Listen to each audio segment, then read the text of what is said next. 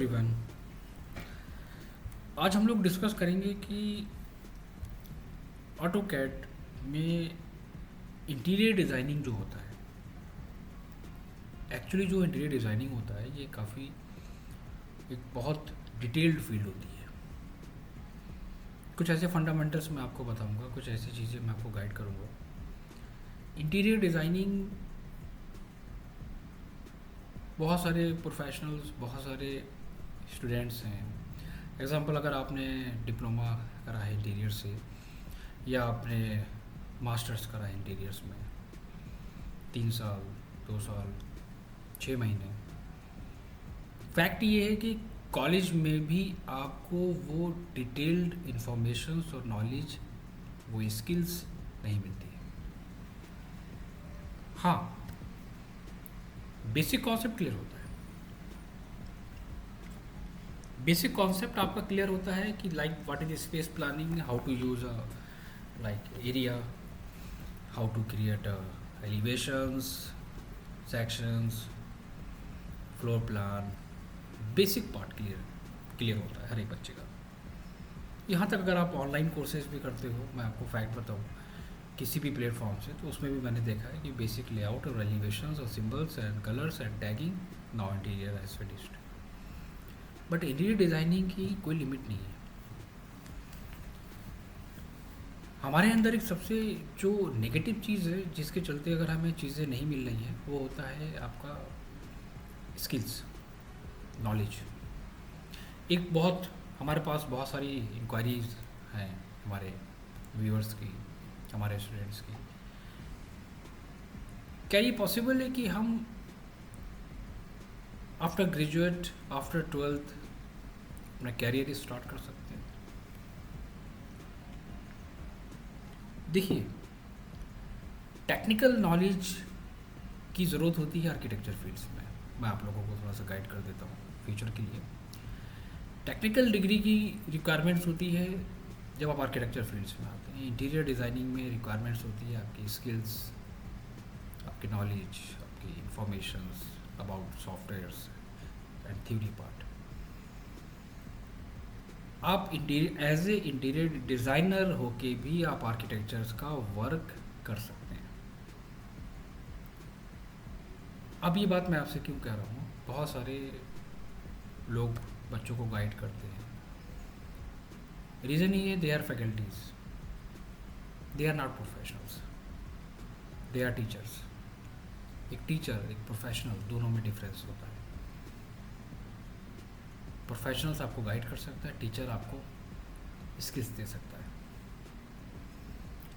तो आप कोई भी कैरियर अपना स्टार्ट कर सकते हैं इंटीरियर डिज़ाइनिंग का शॉर्ट टर्म कोर्सेज के बाद, और अपनी फर्म्स भी आप स्टार्ट कर सकते हैं। कोई लिमिटेशंस नहीं है इसमें।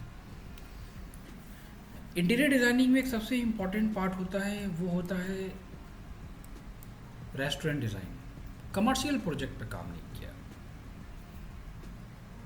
Residential project, bedroom kitchen, washroom, bedroom kitchen, washroom, थोड़ा सा हटो इंटीरियर डिज़ाइनिंग में। इंटीरियर डिज़ाइनिंग में थोड़ा बहुत आगे फील्ड्स है। Furniture designing, space planning, furnitures की डिटेलिंग, ऐसे ड्राफ्टमैन काम कर सकते हो। Bedroom design, saloon, commercial project, hospital के डिज़ाइन, 5 स्टार होटल्स के इंटीरियर्स, उनके डिज़ाइंस, बहुत सारी चीज़ें हैं, उन पे काम करो थोड़ा सा हट के। ठीक है, उसी में हमारे पास एक चैप्टर आता है और वो कहलाता है क्या? वो कहलाता है आपका रेस्टोरेंट डिज़ाइन। रेस्टोरेंट डिज़ाइन इसलिए बहुत सारे व्यूअर्स हैं, बहुत सारे प्रोफेशनल्स हैं, उनके साथ एक सबसे बड़ी प्रॉब्लम क्या आती है, डिज़ाइनिंग तो कर लेंगे सर, लेकिन कॉन्सेप्ट कैसे क्लियर करेंगे, कौन सी चीज़ कहाँ पर होगा।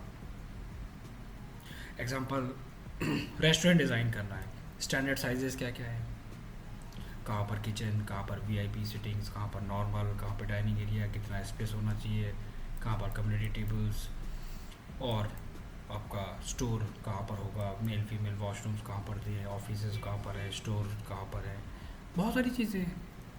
उनकी स्पेस प्लानिंग के बारे में समझो, कैसे होता है, स्पेस को कैसे यूटिलाइज कर सकते हैं, उनके स्टैंडर्ड के, उनके फंडामेंटल रूल्स हैं। फंडामेंटल्स के साथ साथ अगर मैं बात करूँ ना तो रूल्स एंड रेगुलेशंस हैं, गाइडलाइंस हैं इसकी। ये नहीं है कि बस लाइन कमांड लो, ऑफसेट लो, 4x4 का रूम बनाओ और यहाँ पर एक रूम बनाओ, टैगिंग करो, डायमेंशन निकालो, बन गया रेस्टोरेंट डिज़ाइन। 99% हर एक बच्चे को यही गाइडेंस मिलती है, देखता आ रहा हूँ मैं ऑनलाइन। फंडामेंटल्स है। आर्किटेक्चर पार्ट क्यों इम्पोर्टेंट होता है? आर्किटेक्चर पार्ट क्यों इम्पोर्टेंट होता है आपको पता है? इंटीरियर डिज़ाइनिंग का बेस है आर्किटेक्चर पार्ट। ऐसा नहीं हो सकता कि आप डायरेक्टली काम कर रहे हैं। एग्जाम्पल, अगर आप किसी बहुत बड़े एरिया पे काम कर रहे हैं, बहुत बड़े रेस्टोरेंट पे काम कर रहे हैं एग्जाम्पल, तो आप क्या करेंगे उस कंडीशंस में? अब आपके सामने ये हमारे पास एक वर्किंग ड्राइंग्स है रेस्टोरेंट्स की, क्लाइंट की। अब आप सोचो इसमें क्या क्या है। आपके पास लाइक जिम भी है, आपका ड्राई हाउस भी है, ऑफिस भी है, आपका किचन भी है, सर्विस एरिया भी है, आपका फ्रिज वगैरह एरिया भी है, आपका डाइनिंग रूम भी है, इसके आउटर सीटिंग्स भी है, आउटडोर इंडोर सीटिंग्स भी दी है, पार्टीशन दी है, वेटिंग रूम दिया है, रिसेप्शन दिया है, साइड दिया है, वॉशरूम दिया है। कितना बड़ा एरिया है। इसकी भी वर्किंग ड्राइंग्स होती है। इसका स्टार्ट भी वर्किंग ड्राइंग से होता है, आर्किटेक्चर पार्ट से स्टार्ट होता है। Columns, wall, door, window, centre lines, ये भी आर्किटेक्चर का पार्ट है। इसलिए आर्किटेक्चर पार्ट इंपॉर्टेंट है। गलत नॉलेज, गलत स्किल्स हमको गलत कैरियर में ले जाती है। हमेशा ध्यान रखो इस बात को। अब एग्जांपल, मैंने इस रेस्टोरेंट का भी ग्रिड प्लान है, इसकी भी डिटेल्स इंफॉर्मेशंस होती हैं। लाइक रेस्टोरेंट आपको कैसा डिज़ाइन करना है, नंबर 1 पॉइंट। रेस्टोरेंट का कलर कॉम्बिनेशंस क्या होगा, रेस्टोरेंट की थीम क्या होगी, कौन से ऑब्जेक्ट पे क्या मटेरियल होगा, बहुत इंपॉर्टेंट है। रेस्टोरेंट की स्पेस प्लानिंग क्या होगी, कैसे दोगे अरेंजमेंट सिटिंग्स का, कुछ डिफरेंट थीम्स, कुछ अलग अलग टाइप्स, कुछ क्रिएटिव होना चाहिए आपके पास। आप अगर सबसे अलग हैं तभी आप सक्सेस हैं। भीड़ से, क्राउड से अलग होना पड़ेगा। जो आजकल की क्राउड है ना, एक्चुअली सबसे बड़ी प्रॉब्लम्स क्या है ना हम लोगों की, हम स्टूडेंट्स की जितने भी है ना, वो उनकी सबसे बड़ी प्रॉब्लम्स ये होती है, वो लोग प्रोफेशनल तो बनना चाहते हैं, लेकिन जहाँ पर उनको टैग नज़र आता है, जहाँ उनको टैग नज़र आया, यहाँ पर इंटीरियर डिज़ाइनिंग है, AutoCAD जस्ट ओनली 111 888 666 500 499। अरे भाई, सही गाइडेंस, सही फीचर टैग नहीं चूज़ करता है। इसीलिए सबसे बड़ी प्रॉब्लम्स आ रही है इंफॉर्मेशंस की, आपके वर्किंग की। स्पेस प्लानिंग को यूज़ करो, कहाँ पर क्या चीज़ें देनी है, उनकी टैगिंग, उनका स्पेस, उनकी ड्राइंग्स। एक ड्राइंग्स नहीं होती है, बहुत बड़े बड़े प्रोजेक्ट होते हैं इसके, रेस्टोरेंट्स के। उस पर काम करो, उनकी स्पेस प्लानिंग को समझो, कहाँ पर क्या क्या ऑब्जेक्ट्स होंगे, उनके फ्रंट एलिवेशंस डिज़ाइन करने हैं, उनके फ्रंट एलिवेशन छोटा एरिया है या बड़ा एरिया है, उनकी वर्किंग ड्राइंग्स है, उनकी टैगिंग है, उनको कैसे डिज़ाइन करना है, कैसे डेकोरेट करना है, एक 2D में एक रियलिस्टिक लुक कैसे लेके आना है, क्लाइंट को कैसे देना है। ये हर एक पार्ट आपके पास होना कंपलसरी है, बहुत इम्पॉर्टेंट है। अब इसका जो बेस स्टार्ट होता है, वो बेस इसका स्टार्ट होता है कहाँ से? वो बेस कुछ फंडामेंटल से होता है। लाइक अगर हम रेस्टोरेंट डिज़ाइन कर रहे हैं तो concept development, target audience, special plannings, zoning space, flow and circulations, kitchen design के अंदर work zone, equipments, open kitchens, dining area के अंदर components, seating arrangement, table sizes, acoustics, lighting के अंदर natural versus artificial lights, adjustable lighting, material के अंदर material and furnitures, branding and identify के अंदर भी कई सारी कैटेगरीज आती हैं। तो ये क्या है? ये इसको ही हम लोग कॉन्सेप्ट कहते हैं। किचन डिज़ाइन करना है तो वर्क जोन है, तो वर्क जोन कैसा होना चाहिए। Professionally kitchens are typically divided into work zone such as preparations, cooking, platings and cleaning. Each zone needs to be like strategy placed to minimize movement and reduce the risk of the accidents. Types कहाँ पर, क्यों, कैसे, किस लिए दिया जाता है, उनके बारे में एक्सप्लेन करा जाता है। Dining area, sitting area, table sizes, उनकी स्पेसेस, स्टैंडर्ड लाइटिंग, उनके स्टैंडर्ड्स, हर एक पार्ट को यहाँ पे कैटेगराइज करा गया है। This is called the fundamentals. इसको ही हम लोग फंडामेंटल्स कहते हैं, हमेशा ध्यान रखो। यही हमारा कहलाता है फंडामेंटल्स। कुछ नहीं होता इसमें, चीज़ों को समझना है बस। फाइन डाइनिंग एरिया हमारा कितना स्पेस लेता है? स्क्वायर फीट पर पर्सन 18 से 20 square feet. Full service restaurants 12 से 15 स्क्वायर फीट। काउंटर सर्विस 18 से 20 स्क्वायर फीट। फास्ट फूड 11 से 14 स्क्वायर फीट। टेबल सर्विसेज 15 से 18। बैंकेट इवेंट हॉल 10 से 11 स्क्वायर फीट। सिटिंग्स के बारे में, स्पेस 18 से 20 इंच। टेबल सेट 42 से 60 inch. Table set on A diagonal 24 से 36 इंच। उनकी स्पेसेस, स्पेस प्लानिंग, रेस्टोरेंट्स के कलर कॉम्बिनेशंस, उनके टाइप्स, कौन सा कलर क्या रिप्रेजेंट करता है। येलो दे रहे हैं तो येलो से क्या इफेक्ट पड़ेगा, येलो कहाँ दे सकते हैं, ब्लू क्या मतलब होता है इसका। This is called the fundamentals of interior designing. इसको ही हम लोग इंटीरियर डिज़ाइनिंग कहते हैं। और इंटीरियर डिज़ाइनिंग रेजिडेंशियल्स के लिए डिफरेंट होता है और कमर्शियल के लिए डिफरेंट पार्ट होता है। एग्जाम्पल, रेस्टोरेंट के अंदर बहुत सारी चीज़ें आ सकती हैं हमारी। छोटे से स्टार्ट करोगे तो छोटे में अलग है। Sitting area, VIP sittings area आपने दे दिया वहाँ पर, लाइक जो वीआईपी पर्सन है उनके लिए अलग एरिया है। डाइनिंग एरिया है, कम्युनिटी टेबल्स है हमारे पास, सेंटर में हमने वहाँ पर सिंक दे दिया वहाँ पर। बड़े एरिया में काम करोगे तो बड़ा लेआउट आपका बनेगा। और छोटे पे आते हैं तो बार काउंटर हो गया आपका, वॉशरूम्स हो गए, किचन एरिया हो गया। सिटिंग एरिया होता है जो उसको हमने अलग अलग पार्ट्स में डिवाइड कर सकते हैं, उसको डेकोरेट करके भी कर सकते हैं हम लोग, मतलब सिटिंग अरेंजमेंट हमारा। सेंटर में आप टेबल्स, सिटिंग टेबल्स आप वहाँ पर मेंशन कर सकते हो। और अगर डिफरेंट हम देना चाहें, हमारे पास लाइक स्टोरेज है, स्टोरेज के जस्ट पास में हम लोग किचन देंगे और यहाँ पर एक स्पेस आ जाएगा साइड में वॉशरूम देंगे हम अटैच डाइनिंग एरिया से।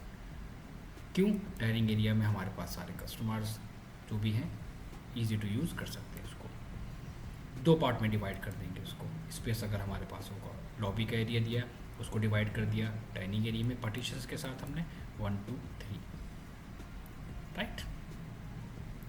अब इस पे काम करना है तो इसके भी कुछ फंडामेंटल्स होते हैं, इनके भी एरिया होते हैं, इनकी भी चीज़ें होती हैं, इनको वर्क करना, इनको समझना, कलर कॉम्बिनेशंस, कलर के बारे में जानना, वो सारी चीज़ें इंपॉर्टेंट। इंटीरियर डिज़ाइनिंग और आर्किटेक्चर पार्ट दोनों में डिफरेंस नहीं है। देखो एक बात हमेशा ध्यान रखो, लोगों को लगता है कि आर्किटेक्चर पार्ट पूरा मत सीखो, आप फोकस करो आर्किटेक्चर पे, like planning,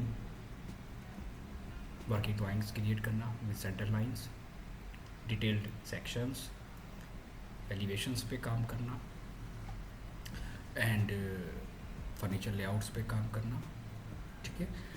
types of drafting symbols कैसे यूज़ करे जाएंगे, शीट्स पे काम करना। आपके लिए इतना लिमिट है, एक इंटीरियर डिज़ाइनर के लिए इतने टॉपिक्स आर्किटेक्चर्स के लिमिटेड है। फिर आप जब इंटीरियर पे काम करते हो तो इंटीरियर में फिर आपको सीखना होता है एक इंटीरियर डिज़ाइन करना। It's not a very easy task for beginner and professionals also. Interior design colour combination के बारे में पता होना चाहिए, इंटीरियर डिज़ाइन स्पेस प्लानिंग के बारे में पता होना चाहिए, इंटीरियर डिज़ाइन फर्नीचर को डिज़ाइन करना है उसके बारे में पता होना चाहिए, interior design types of materials कौन कौन से होते हैं, इंटीरियर डिज़ाइनिंग में और क्या क्या होता है, flooring layout, ceiling layout, furnitures के सेक्शंस, टेबल्स के मटेरियल्स की टेबल्स, इंटीरियर के जो सिंबल्स होते हैं उनकी बारे में इंफॉर्मेशन होना इम्पोर्टेंट है। एंड वास्तु के बारे में आपको पता होना चाहिए, वास्तु क्या होता है इंटीरियर में। तो ये सारी चीज़ें एक इंटीरियर डिज़ाइनर के लिए कॉमन है, मस्ट। तो सही डायरेक्शंस अगर लेनी है, सही बात अगर चूज़ करना है तो डिसीजन भी सही होना चाहिए आपका। ये बात हमेशा ध्यान रखना आप लोग। तो रेस्टोरेंट डिज़ाइंस पे हम एक और डिटेल टॉपिक एक्सप्लेन करेंगे, और हमारे ग्रुप को ज्वाइन करिए। कैडकॉम के जो ग्रुप्स हैं, इंफॉर्मेशन ग्रुप है, उसको ज्वाइन करिए, और वहाँ पर day by day CAD files, notes and सारी चीज़ें शेयर होती रहती हैं बच्चों को, ठीक है। तो आप मुझे व्हाट्सअप कर सकते हैं, ग्रुप को ज्वाइन कर सकते हैं चलिए आपको। तो नेक्स्ट हम लोग थोड़ा सा बात करेंगे रेस्टोरेंट को डिज़ाइन कैसे करना है छोटे से बड़े लेवल पे, राइट। कोई भी क्वारीज हो, कोई भी क्वेश्चन हो, कोई भी कोर्स की इन्फॉर्मेशन लेनी हो, व्हाट्सअप करिए, पूरी डिटेल्स इन्फॉर्मेशन आपको मिलेगी इसकी, ठीक है। Thank you so much.